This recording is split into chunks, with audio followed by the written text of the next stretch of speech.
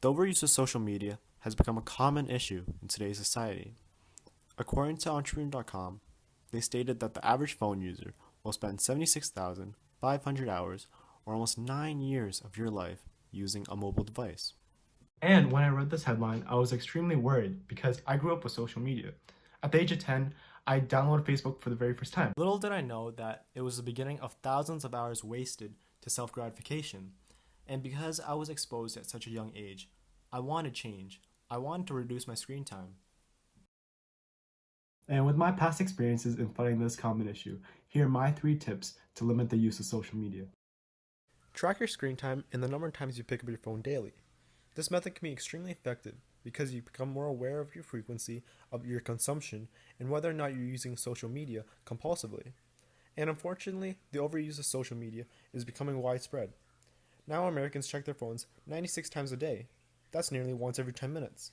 And this is because notifications by these platforms are designed to be extremely attractive.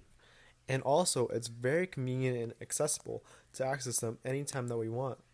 And by this fact, it doesn't mean that we should eliminate technology altogether. But by tracking your screen time, you can be more mindful of your usage and use it with a purpose instead of letting social media become a compulsive habit. Devote your time in your passions and hobbies. This tip might be a little bit simple, but it can be extremely helpful for those who spend more time on social media rather than working on their passions. Personally, for the past year, I've really been trying to reduce my social media usage.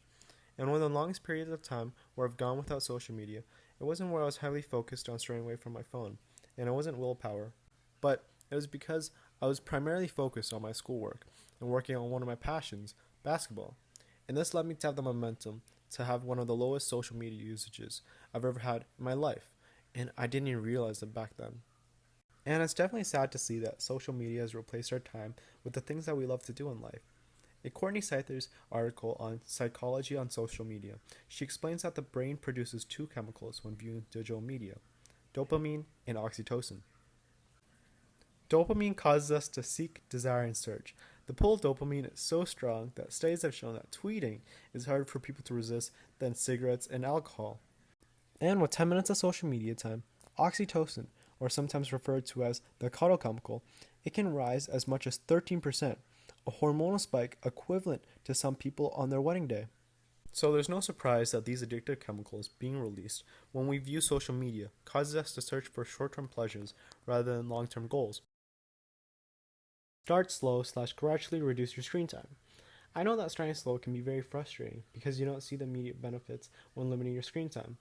But gradually reducing your time on social media can be a very practical method because many people who overuse technology on a daily basis, they typically may take drastic measures to reduce their usage.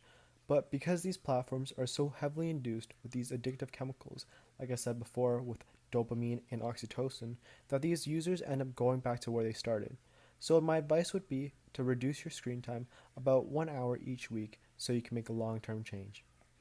And I really believe that we need to spread awareness to these techniques to counteract the normalization of indulging with technology. This is because it's causing adverse effects on the younger generations. And this is shown in The Social Dilemma when Jonathan Haidt explained, with suicide, the older teen girls, 15 to 19 years old, they're up 70% compared to the first decade of the century.